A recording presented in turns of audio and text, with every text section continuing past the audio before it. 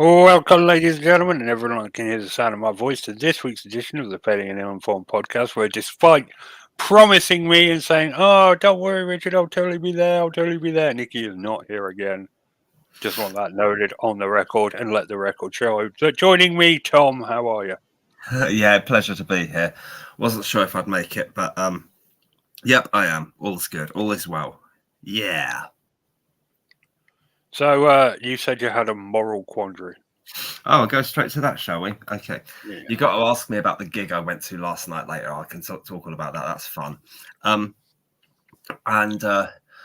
so yeah, what it was when we were talking about Jeremy Kyle.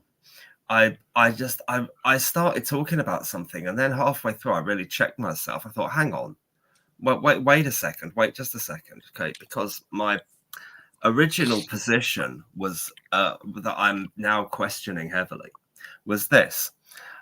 There was a bit where Jeremy Kyle was had a guest on, and I said this last week, and you called me out on this last week, Richard, and you were right. See, this is where this is going. And she wasn't sure if her boyfriend had been cheating on her or not, and he admitted that he was, and she said about her daughter, but she calls you daddy, because she just really couldn't face the end of their relationship. And so she was basically left with a stark choice. She either stays with him and hopes that he doesn't do it again, even though there's not much of a prospect of that, or she leaves him. And he said, Jeremy Kyle sort of sat down and he said quite nicely, no one's going to respect you until you learn to respect yourself. And I felt at the time that came across as a bit of a smug comment and sort of took no account for how much she'd invested in this relationship, how sort of economically dependent she likely was on this guy, and those kinds of things. I felt it was a very, very blue sky thinking for this poor girl kind of thing. Yeah, very. That probably sounds smug, which I don't mean it to. I felt at the time, and I'm not sure about this now. I'm not sure at all. I felt at the time that it was just said from a position where he just made it sound so easy, made it sound so simple when it's anything but. But now I think, well, actually, am I the one actually being a complete git there? Because am I saying that am I implying that she's beneath the sort of self-respect that I would expect it? Like Jeremy, I would agree with him about it. And do I somehow think she's below that? I mean, and so I've really checked myself and questioned myself over this, because I think maybe he said exactly the right thing. And no matter what your circumstances, you know, he's right. You can't let blokes walk all over you. You know, no matter what. Maybe he was right. He was right. You got to learn to respect yourself and not be put up with people treating you like shit. Yeah. Exactly. So it's just very interesting to kind of. I've been mulling that over and been sort of turning that over a bit and thinking about it and thinking, yeah, I mean, it would be very difficult for her to leave this bloke, but yeah, I hope she did, because she seemed like a lovely girl, and he really wasn't loyal, honest, decent, kind. And yeah, I take it back.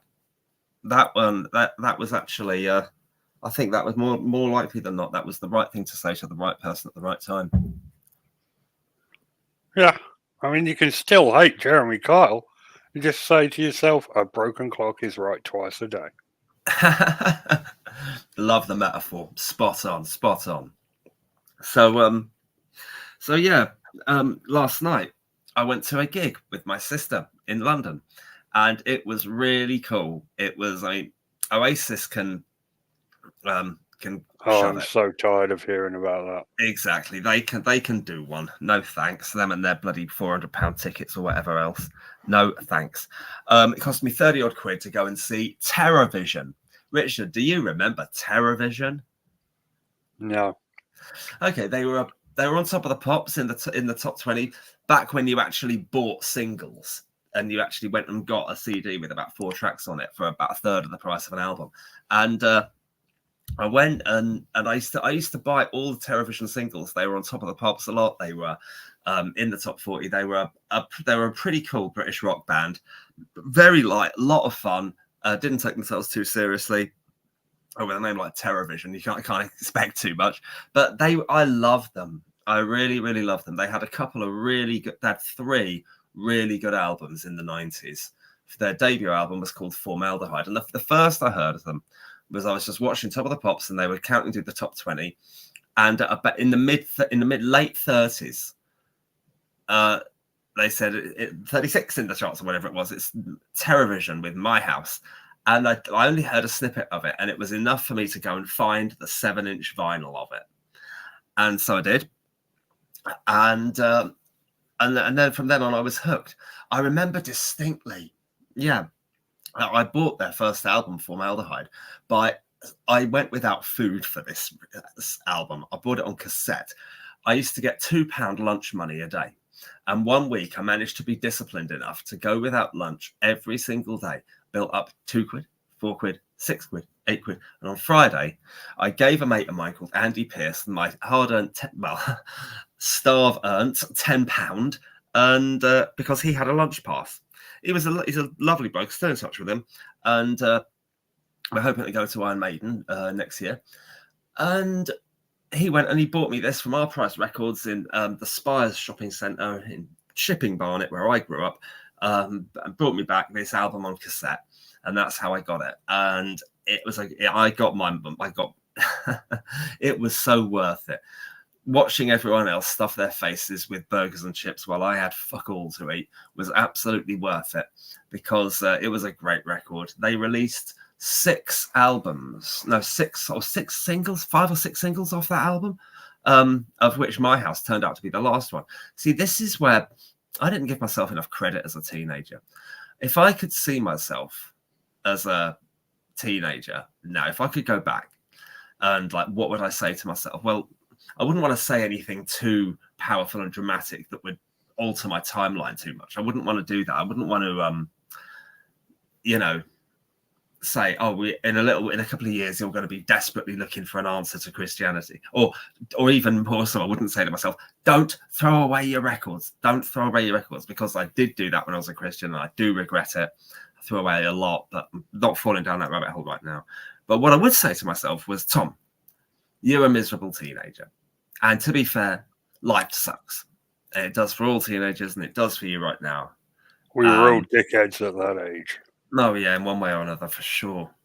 But what you don't realise is what you are doing. Yeah, we were all massive dickheads when we were teenagers.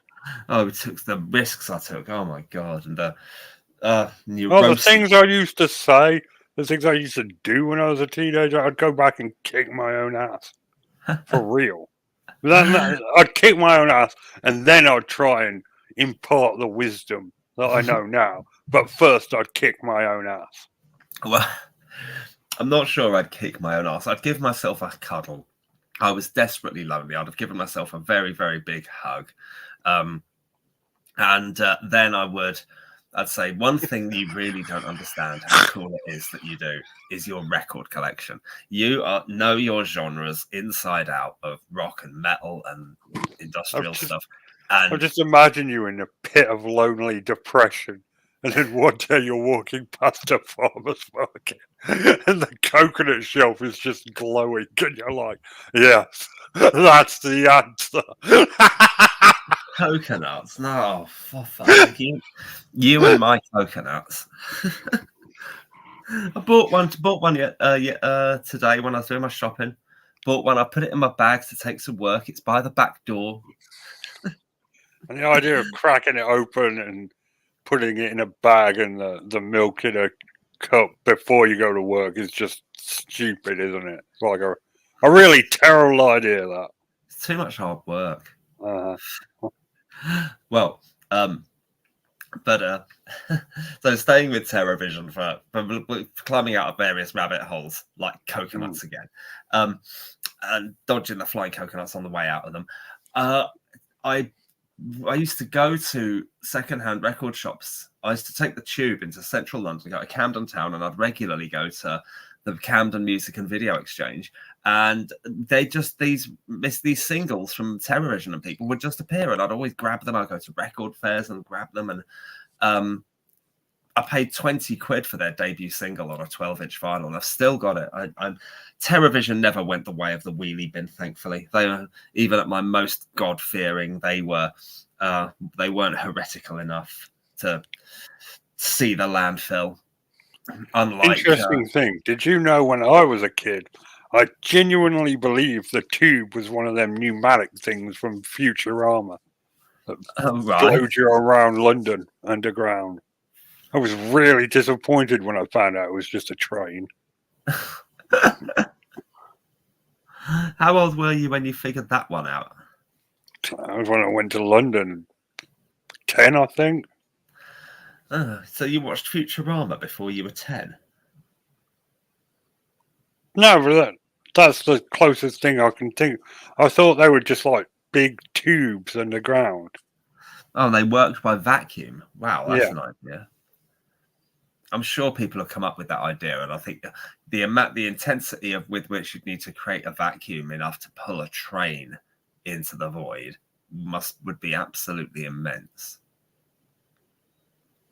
It's a lovely idea, and you'd have to be completely airtight. I mean, it wouldn't work. Yeah, I couldn't see it work. No, I was fucking kid, Tom. It's not actually, something that really happened, that really existed. I'm trying to imagine if it did. I'm trying to imagine how it would work, hypothetically, because you could see it in a Star Trek episode or something. You could imagine it working in that, but the capsule would have to be. It would have to be simultaneously airtight around the edge of the tube, and it would have to be, but would have to travel through it really smoothly with minimal friction, which are contradictory ideas. Might work in zero gravity, though. That zero gravity would give it its best shot. Anyway, bloody hell, how have I done this? Suddenly I'm on Moonraker and the bloody space station. Okay. I might have had one too many beers before the show tonight. I don't know. So anyway, I went to Terrorvision last night with my sister, and it was a lot cheaper than Oasis. It was a lot of fun. I danced like a maniac in a mosh pit of one at the back. It was at this really old theatre. How do you mosh pit by yourself? Just throw yourself on the ground and hit your head. No, I just danced around like a loony. Fair enough. As long as you had fun, that was the important thing. Oh, it was. It was great. It was really good to do. They've got a new album out, and I grabbed that on CD at the end. I grabbed two because I went with my sister, but she had to go early because she had to get up very early. And I went to. She really needs her sleep, my sister. So I went and grabbed a couple of CDs. One of them will be her Christmas present, and the other one I've got open, and I'm looking at it sat across the room right now. Yeah, so game on. But I would really say to my younger self, you know your stuff. You're plugging these gaps in your record collection beautifully. You've got a great hobby, and you should really, really enjoy it. Shame that I ended up throwing a lot of them away, but you live and learn, and that's why I don't regret it, because you can't. Pulling out of whether Christianity is true or not, it certainly wasn't. The version of it that was running around my mind was not a healthy one. It was not helpful. It was not kind to myself. It wasn't nice. So when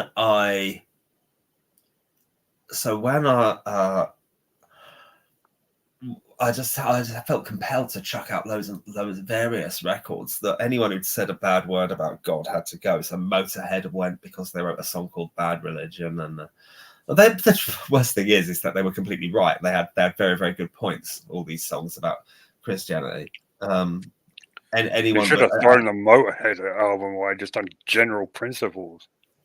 My Motorhead collection was massive. I had so many. I had about 10 or 12 albums of theirs. I had some rare stuff. I threw out some expensive shit. I had an Iron Maiden box set called Best of the Beast on vinyl with a massive hardback book in it. It was absolutely lovely, and I've never even played the record, so it was Oh, wait, no, unpredictable. Motorhead's the good one. I'm thinking of Metallica. Metallica, the shit one. Right. Metallica, they survived. I had everything I had by Metallica was on cassette, and I've still got them. I've still got Well, their yeah. first two I mean, albums they're on. safe, aren't they? So. Well, they just never said anything. They just happened to have never written a song that criticizes the church. I mean, it's so poor that you that I felt I had to do that. But I Well, sort of, it's sad that you were manipulated into doing that, yeah. well, but I manipulated myself as much as anything. What was the Yeah. first CD you ever got? Can you remember? Yes, I can. The first CD I ever got, it was two.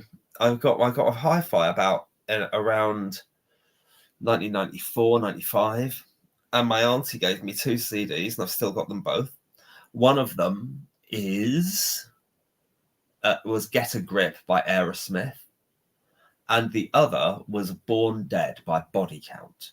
Now, I don't know if I mentioned this on the podcast. I probably haven't, but was chatting. I've got a feeling I might have done. You just tell me. Have I talked about that on here? Where I was chatting with one of my cleaners, and she was talking about one of her friends who was showing off about her body count, and I knew what she meant, because even though I haven't got TikTok, I still have enough of social awareness to know what people are talking about, at least in that instance these days, and how the term's been reappropriated. Basically, it no longer. And I said to her, you know what that used to mean? It now means the number of people you've slept with, but what it used to mean, or colloquially it does. And she said, what? And she had no idea that it was to do with the amount of people that had died in a battle or in a gangland killing or something like that, or a big event. That was complete news to her. And so I brought in a couple of Body Count albums to show her on CD, because I've got most of their stuff. In fact, in the past week, I bought a Body Count album because I was sort of talking to this cleaner of ours, put them back on my radar. I bought them. Found on Amazon, they'd released two. I looked on Amazon. They'd released two albums since I was last checked in. One of them I've put on my wish list, which is funny. It comes with a hat that says Body Count on it, a little beanie hoodie thing, a beanie hat, a woolly hat, and it says Body Count on it. But that's not. I think these days, though, people aren't going to see that and think of the band. They're going to think of oh, what's that mean? The number of people. How many people is he saying he's shagged? Which is really not. So I'd have to think hard about whether or not I'd actually wear it. But I put the special edition of their latest album with its beanie little hat in a box set thing. It comes in. I put that on my wish list. But the previous album was only $7.99. I forget what it's called. I've got it in the car. But played it last night on the way to Terrorvision, and it was it's really good actually. We're really enjoying that one. So yeah, that's Body Count. And the first CD I got was the Body Count second album, which is called Born Dead. And you, Richard, what was your first CD? All the Small Things by Blink-182. Blink-182? Oh, dearie me. The greatest band on earth. Is that a hill you're prepared to die on? Yep. I will die on that. They're the greatest band ever made. Blink-182, the greatest band ever made? Yep. Why do you think that? You're pulling my leg. You have to shut up. Right, okay, number one, they've never made a bad song. That's the main reason. Number two, all their songs are awesome. It's a pretty good reason. Number three, even their modern songs, while not as good as their older songs, I'll freely admit that, are still pretty good. Right. So yeah, greatest band on earth. Okay. It's maths. You know what? I can't pin down a single song of theirs that I know by name. Ah! I can't remember a tune of theirs or anything. Ace of Base. All That She Wants is my favourite Ace of Base song. Ace of Base. I remember them being on Top of the Pops with that song, The Sign.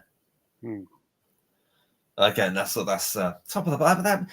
See, they were the days. They were when you buy a single and you own it and physically hold a copy. It made a lot more. The economy made a lot more sense there. Don't you think how little musicians make now? I mean, you can sign up as long as you're prepared to have adverts. You can sign up for Spotify for free and listen to any music anywhere without even paying for it. It's crazy. Which is why I still buy my physical media. There's a lovely record shop in town. I'm going there tomorrow. They only take cash. There's loads of CDs of rock and metal from the 80s and 90s and before. They all kinds of genres. You never know what you're going to find when you go in there. I don't know how they source their material. They must turn over enough music at profit to keep themselves going. Two guys called Gordon and Mike. And it's like a blast from the past that still keeps going. And I love going in there. I love parting with a $5 here and there. They're very nice to me. Then if Mike's behind the till, he normally gives me £1 off just for turning up. But I handed over a CD, Def Leppard's debut album, On Through the Night, $5.99, and he goes $5 to you. So yeah, game on. So I won't let those days go. I'm sure I've said on the podcast how bananas I went and annoyed the car salesman by getting really overexcited about the prospect of a CD player hidden in the glove compartment. Yeah, you did go on about that at length. We live in the digital age, Tom. Oh, no. Nobody owns anything anymore. It's all... What's the word? It's all digital and streamed, but you don't own your stuff. I do. I've got... but it's all in the cloud. That's it, yeah. Well, I mean, personally, I'm just, in front of me right now, I've got my Mega Drive collection, my oodles of DVDs, my Wii collection, the GameCube, PS4, my entire Doctor Who 1963 to 1989 on VHS, oodles of DVDs and Blu-rays on the other side of the room. Just really love it. Works for me. Now, there's a good example of the Blink-182 thing, the GameCube. The GameCube was by far the weakest of that console generation. Bullshit. Oh, no way. Let me finish, Tom. It had less games, had less memory, and it had less graphical, what's the word? Graphical potential as the other two, the PlayStation 2 and the Xbox. But the GameCube was my favorite console of that generation. Oh, okay. All right. I take it all. Excluding the Dreamcast, obviously. The Dreamcast was awesome. But I think that counts as the previous generation. I don't think it does. No, it doesn't, because the previous generation was the Saturn, the PS1, and the N64, and Microsoft hadn't gone into the console market yet.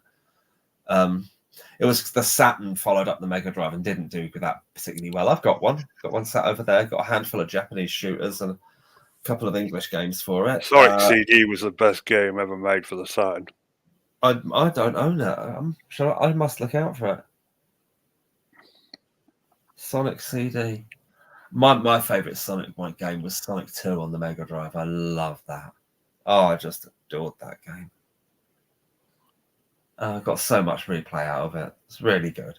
Then, oh god! So I've got to go to an anecdote. I was playing Sonic 2 after school once. And I was doing terribly. I was on the first level, and I got hit, and I lost all my rings, and only an absolute pitiful amateur does that on level 1. On Sonic 2, there's no challenge at all, and it was abysmal. I lost all my rings. My brother's on the sofa, and he goes to me, and he goes, you lost all your rings, and the steam was coming out of my ears. And then before I could get any more rings, I hit another bad guy and I died. And he went, you died on level 1. And I threw my controller down. And the following scene was like something out of Bottom, but it was all too real. I punched him in the head several times. He, enraged, threw me off the sofa and threw me down, leapt off the sofa and landed on my testicles. I have never been in so much pain. The agony was paralyzing and excruciating. I was screaming at the top of my voice. I was in absolute mortal existential distress. I was howling like an infant. And then my brother was so scared about what I'd do to him when I came back, when I recovered. He ran down the garden and sat on the shed roof. About 15 minutes later, I was able to compose myself and stand. And it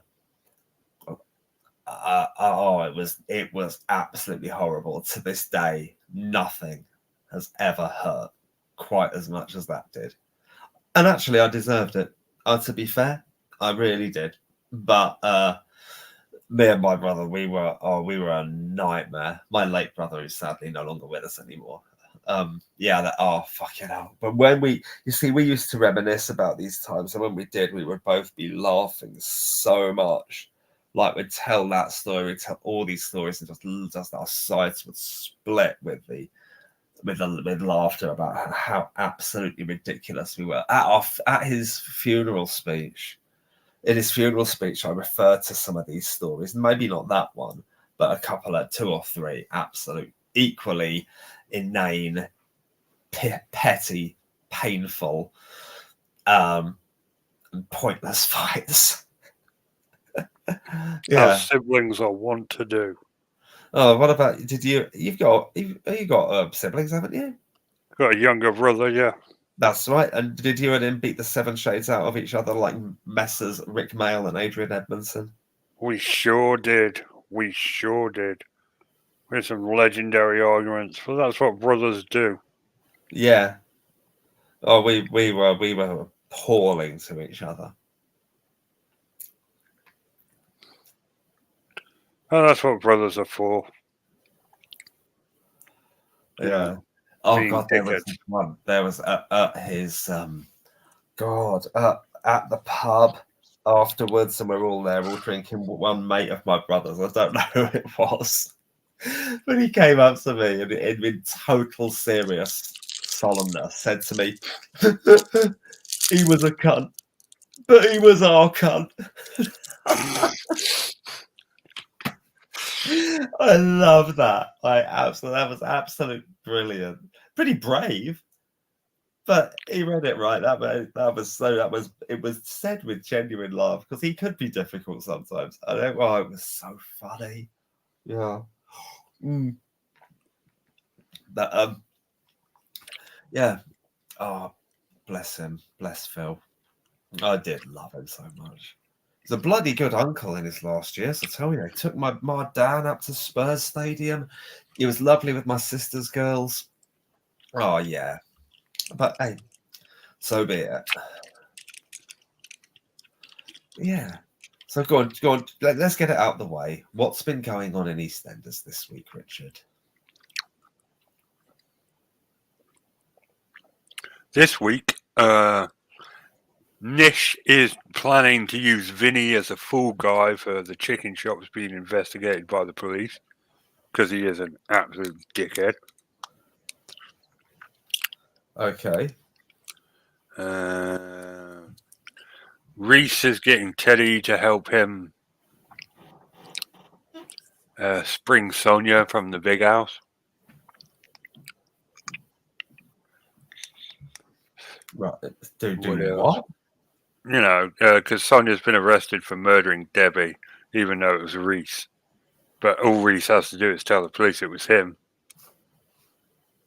And, you know, that whole situation's dealt with.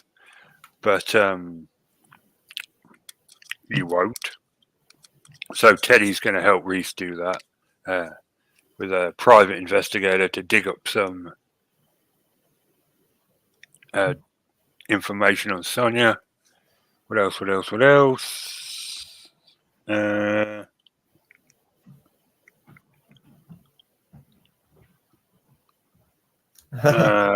Anna and Bobby finally broke up. Bobby went to the Cotswolds to be with his mother.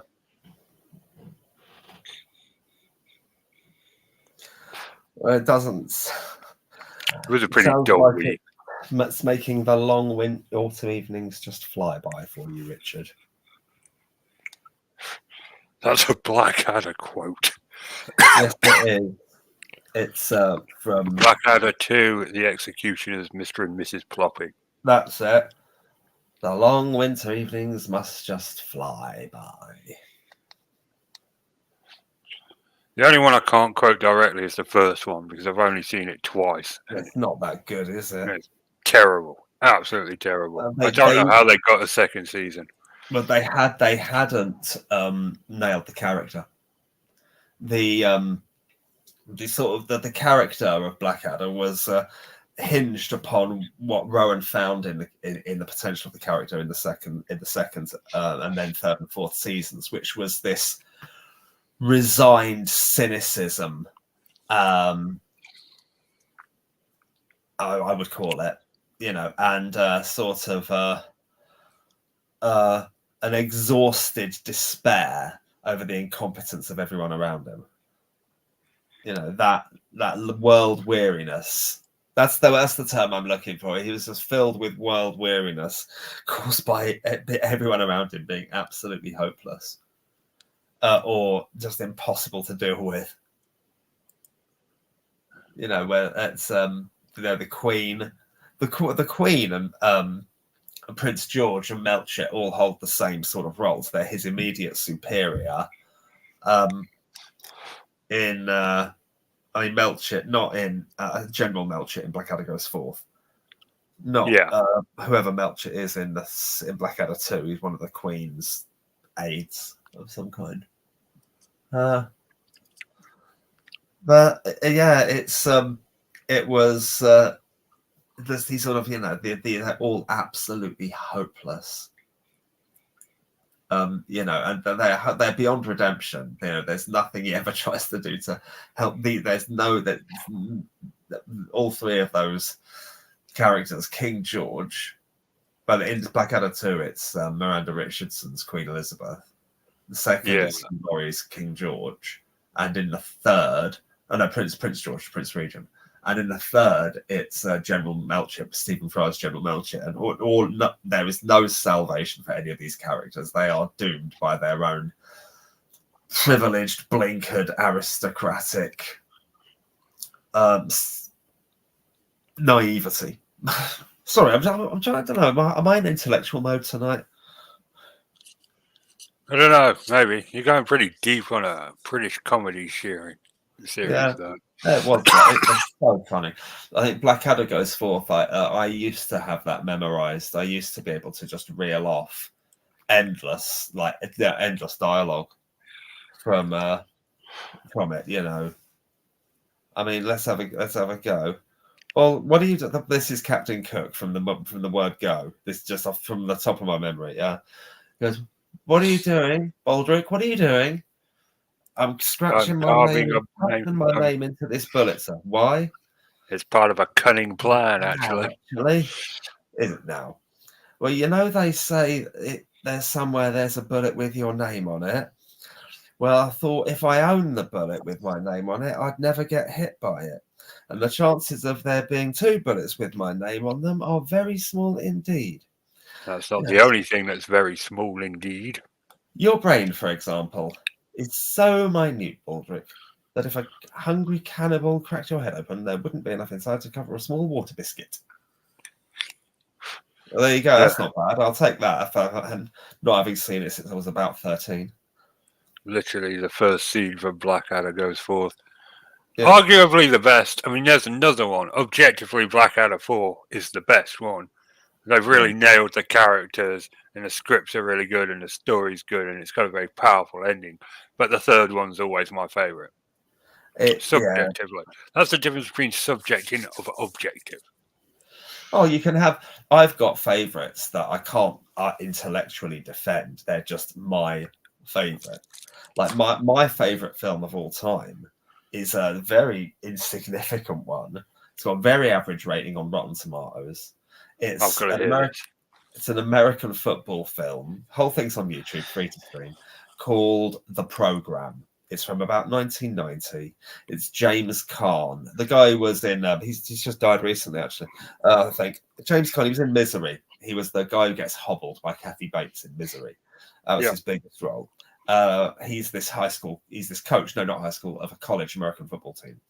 A fictional team called the ESU Timberwolves. They don't exist, but it's about the journeys of four particular players going through the season. One of them is struggling with alcohol. One is struggling with steroids. One is spectacularly unintelligent. He can barely write his own name, but he is a magnificent football player. And the other is a guy who's trying to make the most of his make the most of his potential, and not. He's trying to escape a future as a gangster, basically. And it's about this. They're all of their coming of age or not, and it is. I just love it. It's the atmosphere in this film. I just love it. It's my film. It's my favorite. There's some of the set pieces are absolute genius. Some of the smack talk is side-splittingly funny.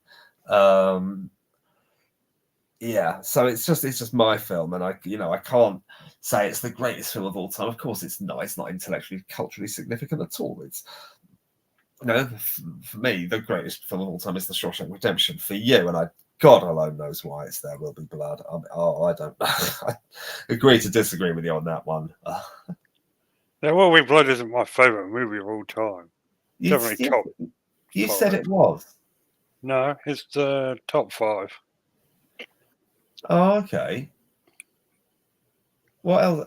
I could have sworn you said it was the greatest film of all time. Which it probably was on that particular day, but Oh, okay. Okay. Come on then, Mr. Consistent. What are your others then in your all-time top 5 movies? My all-time top 5. Yeah. See, Aliens. Always love some Aliens. Yeah. Tremors. Can't beat Tremors. Yeah. There Will Be Blood, obviously. Yeah. Great movie. I think that's it. Top 3. Okay. Tremors is really, really cool. It's really enjoyable. It's fun and funny, as well as having moments of horror. It works. It really does work. I loved it as a kid. We had it taped off the telly on VHS. We watched it repeatedly. And for God's sake, I don't watch any of the sequels or the TV show. I've seen the second one, and that was. The second one's not that bad, actually. Tremors 2 isn't that bad. I think, like Police Academy, you're rapidly onto the law of diminishing returns after that. The third one is absolutely shot. The fourth one had a good premise. It was just executed really badly, because they got rid of the shriekers and the bloody ass blasters, and it was just the worms again. And I was like, yeah, that's good. That's good. It was a prequel set in the Old West. It was a really good idea. It was just really badly done. Oh, okay. And the fifth one onwards is all modern CGI bullshit, and I just no. Yeah, I can imagine it being basically like a video game. Aliens, you mentioned, that's also in mine. That's in my top 10, definitely. I just love that film. The tension, the script, the characters. It's got it all. The stakes and in the action scenes work because the stakes are so high in them. These guys are desperately fighting for their lives. That bit when they're in the medical bay, about 3/4 of the way through the film, and the aliens besiege the medical bay. That is absolutely coming through the. They're coming through the walls, man. They're coming through the walls. Well, not that bit. That's when they. That's earlier. That's the first battle in the sub-level 3 behind the main cooling towers. That's that bit. And then this is the bit where loads of them die in it. It's the scene where Hudson dies, where it's the scene where Vasquez and Gorman die in the tunnels just after it. That bit, the bit where they're in the roof. All the aliens are in the roof. That bit, that is just there they go over there, get them. That bit. Yeah, great movie. Absolutely phenomenal movie. Yeah, it really is. I don't think it's better than the first one. I think like the first one is just, a different genre. Yeah. Well, it's the first. I love the consensus on Rotten Tomatoes for the first Alien film. It says something like blends sci-fi, horror, and bleak poetry into a seamless whole. Wow. I mean, it was a crappy B movie, but goddamn, wasn't it awesome? It wasn't a crappy B movie. It's a masterpiece. I even like the third one. Although, obviously I don't love the third one. But I feel like it works as a concluding part of a trilogy. And I just, any film after that, I don't acknowledge. It's just easier. Yeah, Resurrection was all right till the end. The Aliens versus Predator, forget them. Prometheus was just up its own backside. Covenant was just gobshite. Covenant pointless, and I haven't. Romulus isn't that bad. Can't be honest. Romulus is not that bad, but it's not as good. They just need to just those original 3 parts, and it underlines Alien 3's point. Which was the aliens always win, and all Ripley can do is take them with her as she dies. Which I thought was a neat way to wrap up the trilogy. Yeah. And just leave it like that. And I just don't acknowledge the other films. It's easier that way. I don't blame you. No, I love them. I've got a nice book over there, actually. A mate of mine called Bruce recommended it. It's the Official Colonial Marines handbook. And it's like their training manual and their guide. It's in universe non-fiction. There are a bunch of alien books. I don't mean graphic novels. I mean actual books. I used to have them when I was a kid. Oh. And they're all really good. They all tell a story about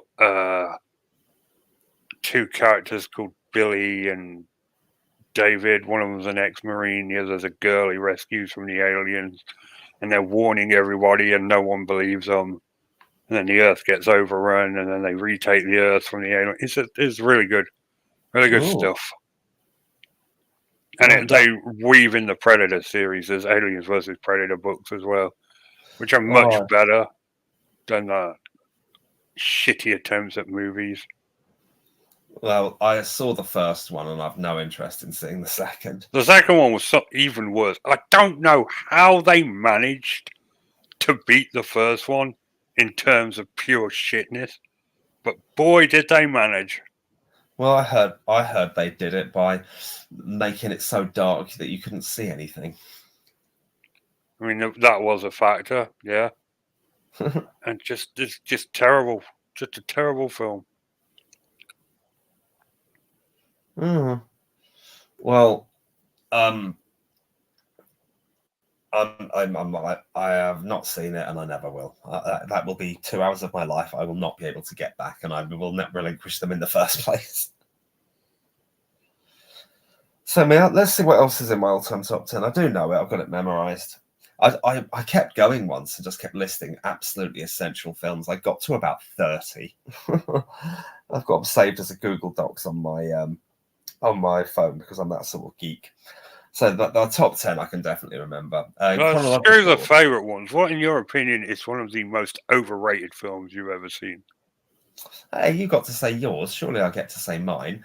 How about I get to say it? I get to say it, but I have to stop when I say or Go on then. Go. Okay. My 10 favourite films are Aliens, The Sure Thing, The Program, The Shawshank Redemption, The Muppets Christmas Carol, Fuck off. Yes, I'll die on that hill. Fucking brilliant. Then it's Fellowship of the Ring, Titan AE, Pi, the math symbol, North Face, and Downfall. Downfall being a brilliant World War II film about the last 2 weeks of Hitler's life. You ever seen All Quiet on the Western Front? The original or the remake? Either one. I've seen the original. I saw the original when I The did. original one's the better one, though, to be fair. I did when I did my masters in propaganda. We looked at All Quiet on the Western Front. Great film. Very, very poignant. It's one of those films that really has a single point to make, and boy, does it make it well. Another one of those being When the Wind Blows. Or is it Where the Wind Blows? The Raymond Briggs animated one about the old couple who are right on the edge of a nuclear explosion. They survived by hiding behind a door that he nailed at an angle, if I remember. Yes. And then they leave it too early, and then they die from radiation. Well, they do die. It's a tragic film. It's awful. It's so sad. They're so tragically innocent and naive. He goes, we need to find out what's going on. Switch the telly on. Okay, try the radio. Oh, we'll have to wait for the morning paper then. It's full of that black comedy. Because these poor people. If you don't laugh, you'll cry. Oh, I don't think I ever saw the movie. I think I've read it. I don't think I've ever seen the animated movie. Oh, it's great. It does proper justice to the show. No, to the book. The graphic novel, yeah, classic. Absolutely classic. Love the bits where, like, in the early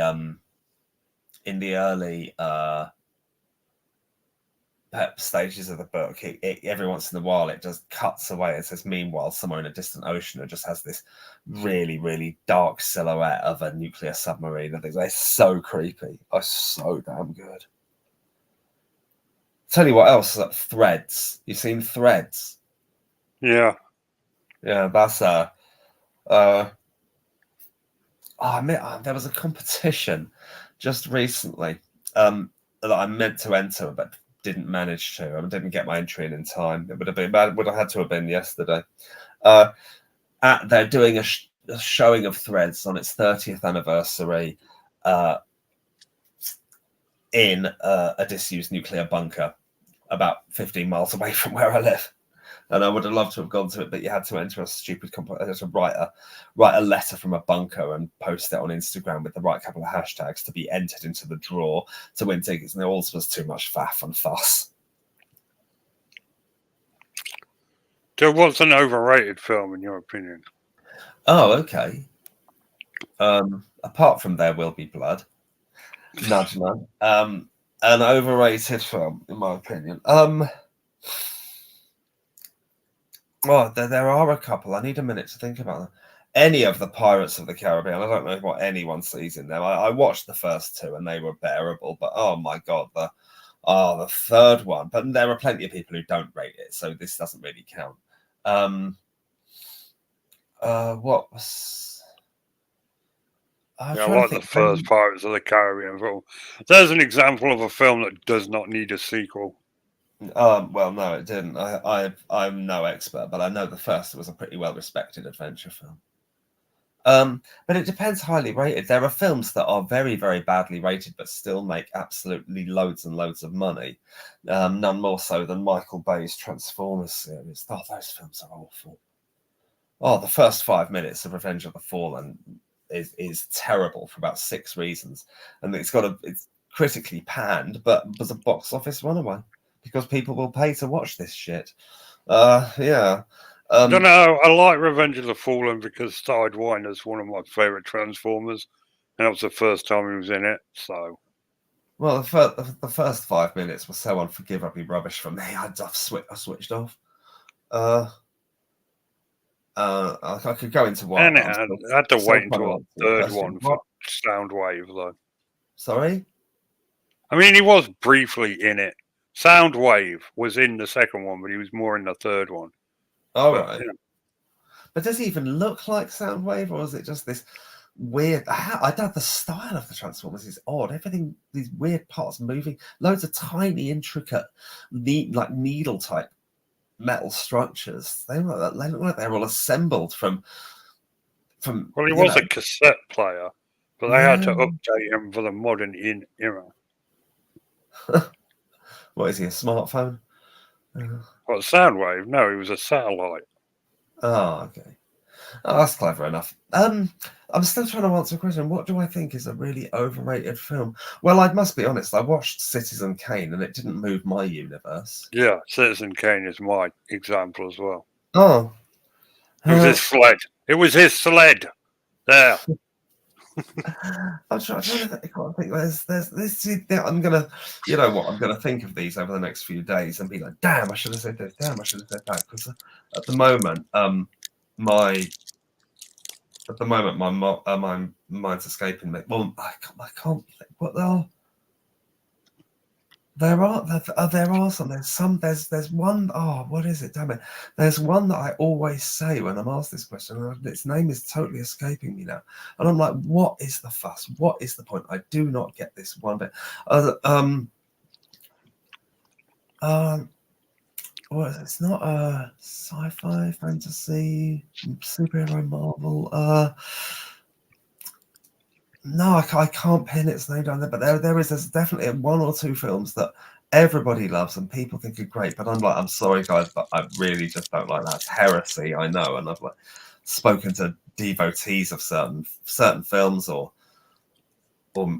bands or anything that's culturally really cool and say, no, I just don't get it. I just don't. I've watched it and I just don't understand the brilliance. I don't understand the brilliance that people say they can see in it. Oh, I know what I'm thinking of, and you're going to hate me for it. You're going to tell me I'm a cretin. You're going to block me and ban me and never have me on the show again. I've not realised what film it is. Everybody loves this film except me. Pulp Fiction. What? I just don't. You don't like Pulp Fiction? Amazing. Well, I don't dislike it. I'm indifferent to it. It's just there. When I watch it, nothing happens in my mind. I may as well be watching a TV that's off. I just don't get it. Really, I don't see what is so amazing about it. I mean, okay, I'm exaggerating a bit. I mean, there are some bits that are quite shocking and quite moving, but it doesn't really wow me. It doesn't absolutely amaze me or blow me away. It's a revolutionary, magical moment of filmmaking. I can see on paper. I've read about it. I've understood why it's so brilliant. I've got a book about the greatest movies of all time, and I've read the bit about Pulp Fiction with intrigue to see what people see in it that I don't. But overall, I don't think it's amazing. There are some really amusing bits, like the bit where Samuel L. Jackson is the big Kahuna burger scene, where he's just talking to this bloke casually, and then he just shoots his mate dead and just expects him to carry on the conversation casually. It's, does Marcellus Wallace look like a bridge? Say what again? Say what? I double dare your ass. Yeah, that diatribe is really quite funny. But just overall, the magic of the film and why it's adored by so many people, I don't quite get it, and I can't see it myself. Okay, fine. That's it. Entitled to their opinion. What, even if they're as wrong as I am? Well, I mean, like, the symbolism throughout the film of, good versus evil. Jules picks the right path and gets to live. Doesn't and ends up dead. Bruce Willis's character struggling to escape and then getting pushed into this completely ridiculous situation that earns him a second chance because he does the right thing and goes down to rescue Marcellus Wallace. I mean, yeah, sure. Doesn't mean anything. I mean, what? Is that why you don't get like There Will Be Blood? Because you don't get it? There Will Be Blood, the same way, it doesn't hit me with the power that I feel it should. And it probably says more about me than the film, but just when I'm watching, it just doesn't. in the words of Craig Charles, it just doesn't grip me. I am not gripped by this. I remain ungripped. You know, I mean, okay, so There Will Be Blood is slightly more entertaining than Rimmer throwing a 5 and a 2, but it's the ungripped thing is a Red Dwarf reference. Yes, no, I got it. And like one of the best scenes as well when Rimmer's just is. I rolled a 5 and a 2. Well, it's Rimmer recounting a game of Risk he once had, and he's memorized every single dice roll. Me and my mate Ben used to play Risk on the Xbox after work, and we'd drink. And at first it'd be a laugh, but the drunker we got, the more seriously we'd take it. And we'd be like, they're advancing on Argentina! Pincer attack! Pincer attack! Good times. Oh, that's it. That I can't imagine. Did it have loads of like fun cutscenes or something when you played it on the Xbox? No. Yeah, it did actually. Little cutscenes. Well, that sounds like fun. So, what other Citizen Kane's your one that you feel is overrated? I've defaulted to Pulp Fiction. I'll never understand Citizen Kane. I suspect it's one of them movies that's just really long and boring. So people that went and watched it, it's just like it has to mean something. Or I've just wasted 3 hours of my life over a fucking sled. Yeah, it's. I mean, again, there's another film where the brilliance of it doesn't hit me. Doesn't you know? It's. I can see. I'm happy to be in the minority. I'm happy to be wrong, as long as I don't have to watch it, because it didn't do immense amounts for me. That's fair. So yeah, that's a good stopping point. Yeah. That'll wrap us up for this week. We will return next week. I'm off to send Nikki a bunch of insulting text messages. Tom, you got any plans for the rest of the weekend? No, not really. I'm gonna, even though it's midnight, I'm gonna do a couple of hours work in a bit. I think get a couple of jobs out the way, chill out, watch a bit of TV while I'm doing it. Hopefully the cat won't make too much of a nuisance of herself. I'm hoping to go to sleep. That's about it. Yeah. All right. Good night, everyone. Night, everybody. Cheers. Bye.